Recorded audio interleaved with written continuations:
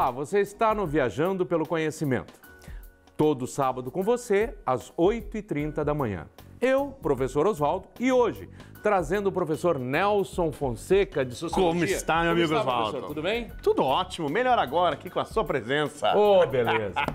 Veja, professor, vamos conversar aí sobre um tema importante e que tem estado muito presente recentemente nas conversas de todos, né? Se a gente pegar, por exemplo, a Copa do Mundo que tivemos recentemente e olharmos o que aconteceu com o jogador Neymar, né? E toda aquela história dele cair, dele tentar enganar os outros e tal, e de uma certa forma todo o mundo e o país criticou o ilustre Neymar. Mas se nós pararmos para pensar, de uma certa forma, o que ele fez? A tentativa dele de enganar, de ludibriar, né? Isso é muito característico daquilo que nós somos, do povo brasileiro, né? Afinal de contas, o que ele mostrou lá é um pouquinho da nossa verve, da nossa maneira de ser. Porque essa mania de tentar levar vantagem em tudo, de tentar enganar, né? Parece tão presente em nós. Na verdade, nós criticamos no Neymar aquilo que nós normalmente fazemos. Furando uma fila, colocando o carro numa vaga para idosos e outras coisas que nós podemos fazer. E isso nos traz a um ponto fundamental, que é a corrupção. Né? A corrupção tão presente na sociedade brasileira, entre os nossos políticos, né? E como entender, professor Nelson, a corrupção no Brasil? Bom, nos primeiros a gente tem que analisar que a corrupção é algo que faz parte do nosso cotidiano. Muitas vezes, até recentemente, um aluno me perguntou: professor, como que a gente pode acabar com a corrupção no nosso país? Ou, aliás, acabar com a corrupção. Então, primeiro, é um assunto que dá polêmica, a gente pode discorrer sobre esse assunto por várias horas.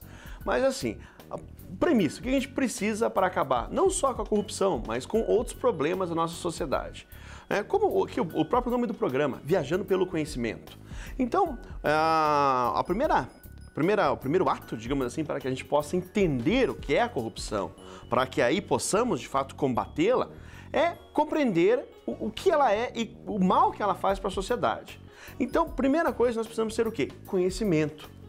Estudarmos e entendermos as consequências dos nossos atos. É comum você ver o brasileiro, aliás, não só o brasileiro, né? Mas é comum você ver um cidadão criticando um político como se, o político é corrupto. Isso que eu queria te perguntar, quer dizer, nós podemos entender essa coisa da corrupção, do levar vantagem, como uma característica do brasileiro ou é mais uma construção, uma ideia que se faz do brasileiro? Não, na verdade a gente tem que partir daquela premissa histórica, toda essa questão cultural que é formada desde da junção da matriz étnica do nosso país, né, que é o indígena nativo, a chegada do branco europeu, né, aliado ali à vinda do negro africano para o nosso país. Essa junção dessas etnias, a matriz étnica, ela forma ali o berço da miscigenação étnico-racial brasileira. E junto com isso vem vários costumes.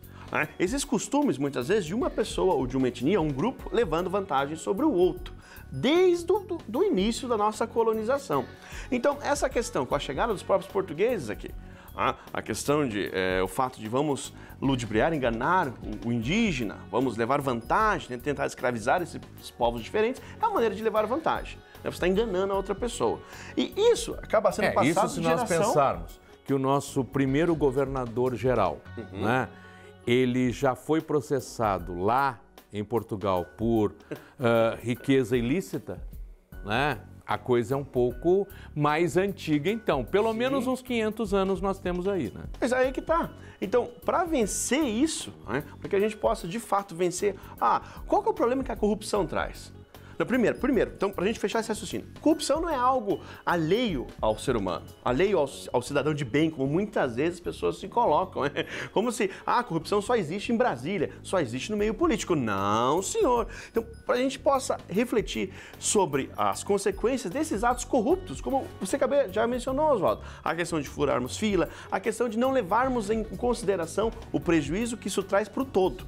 Então, ao sermos muito individualistas, e querer levar vantagem em tudo, E aí que isso, por exemplo, quando você mencionou a Copa do Mundo, né? E não é só ali o Brasil, a gente vê outras seleções com jogadores e caem, e simulam. E não é só no futebol, mas a simulação. Então, qual é o objetivo disso? Tentar enganar o juiz e obter vantagem. Isso é uma corrupção. Assim como você vai obter vantagem em furar uma fila, enfim, e né, sonegando impostos. E por aí vai. E um ponto, Nelson, também é importante quando a gente voltou 500 anos, né, digamos assim, é nós lembrarmos dos famosos degredados, né? Degredados que eram aqueles que cumpriam e que tinham qualquer tipo de pena na Europa, em específico em Portugal, e a pena deles era ser enviados para a colônia, Então, costuma-se dizer o quê? Que só criminosos vieram para o Brasil, porque foram esses chamados degredados que vieram para cá. Pessoas que cometeram crimes em Portugal e que acabavam vindo para cá. Isso é uma coisa que hoje a historiografia tenta desfazer, né? Não, na verdade não é bem assim. A concepção de crime que nós tínhamos antes é uma concepção diferente de crime que nós temos hoje. Perfeito. Né? Por exemplo, eu poderia chamar naquele tempo de criminoso alguém que comeu um pão ázimo, um pão de judeu, né? Alguém que tivesse alguma prática de uma outra religião, essa pessoa seria vista como um criminoso e seria enviado para o Brasil em forma de pena. Por exemplo, se ele tivesse que pagar 15 anos de prisão, ele pagaria 15 anos de degredo. E vamos e venhamos, eu não posso considerar um cara de alta periculosidade alguém que apenas comeu um tipo diferente de pão. Né? Então aí a gente percebe que também atribuir ao passado não é bem assim. É uma característica que nós temos nossa, que nós desenvolvemos ao longo do tempo, aí por questões sociais, econômicas, mas que a gente não pode também só ligar ao passado. Sim, e na verdade, e aí que tá, o desafio então, as coisas estão postas da maneira que estão, ponto, é assim. Então, acho que o grande desafio agora, e cabe, né, ao nosso telespectador refletir sobre isso, é como que nós, o povo brasileiro, como que nós podemos, de fato, superar essa mazela sócio-histórica que nós temos, essa questão da corrupção em si. Como que nós podemos superar isso? Conhecimento, né? Você buscando conversas acerca do assunto, lendo sobre isso, assistindo filmes, enfim, buscando conhecimento para que você possa ter noção do impacto das coisas que você faz. Às vezes a pessoa vai dirigir, por exemplo, embriagado. Ah, não tem problema, não tem problema. Se você pensar, né, você traz aquela visão holística de acompanhar o todo, o global, e você se colocar no lugar do outro, e aí a gente vai usar um termo, né, da área de humanas, sociologia gosta bastante, que é a questão etnocêntrica, colocar o teu jeito, o teu estilo no centro e julgar os outros, né, a partir dessa maneira. Então o que a gente precisa fazer? Combater isso, buscar relativizar, buscar exercer a alteridade, ou seja, se colocar no lugar do próximo, buscar ter noção do impacto daquilo que nós fazemos. E aí a gente pensa, pô, será que de fato devo fazer isso? Não só para o meu bem. Você pode até estar levando uma vantagem aí a curto prazo, mas a longo prazo, para o todo, para a sociedade, pode ser muito prejudicial. Sim, porque o que você observa, por exemplo, se nós pensarmos nos políticos brasileiros, né? Você percebe quase uma ausência de percepção de estar fazendo algo errado. É como se aquilo fosse praxe, fosse do dia a dia, fosse o comum, fosse o que todos fazem, né? Mas já disse, por exemplo, Mahatma Gandhi, né? Não é porque todos fazem que passou a ser certo, né? Mas é uma prática que parece estar ali, presente para todos, e que não se pensa aquilo que seria o básico, quer dizer, fazer o certo, fazer o correto. Isso parece que passa ao largo das pessoas, né? Quando a vantagem para si é mais importante, eu nem percebo que estou fazendo algo errado. Quase que é esta a percepção que a gente tem. E o mais perigoso ainda, se você vai conversar, ele vai colocar um caso de corrupção, um caso de suborno, por exemplo. Então, em determinada situação, seja com policial, seja na política, oferece dinheiro ao indivíduo. O indivíduo não pega esse dinheiro. E aí ele vai, não posso pegar esse dinheiro pela questão da moral, da honestidade, pela questão do prejuízo que isso vai trazer para o todo. E aí, ao comentar isso com outros, com seus familiares, conhecidos, enfim, muitas pessoas vão fazer o quê? Vão chegar e falar, como você não pegou esse dinheiro? Tinha que ter pegado. Exatamente. Por quê? Porque tem essa ideia de que não, se eu estiver lá, se eu estiver lá, claro que vou dar um jeitinho de pegar. Então, isso que a gente tem que combater. E eu vou bater na tecla de novo. Só vamos conseguir combater isso se desenvolvermos um conhecimento efetivo sobre o prejuízo que isso traz para a nossa sociedade. E eu acho que um outro ponto fundamental também é a impunidade que se percebe no país, né? Eu acho que esse é outro ponto. Quer dizer, você não percebe as pessoas que cometem crimes, que cometem ações ruins, os maus feitos, ficou tão bem, agora tão presente essa expressão, né? Maus feitos para substituir crime, né? E a falta de punidade, que no final das contas as pessoas dizem, ah não, espera um pouquinho, por que eu vou me preocupar se os outros não se preocupam? Por que eu vou fazer certo se os outros não fazem? E olha, ó, não acontece nada com eles. Mas isso é muito perigoso, né, Oswaldo? Essa questão do não acontece nada.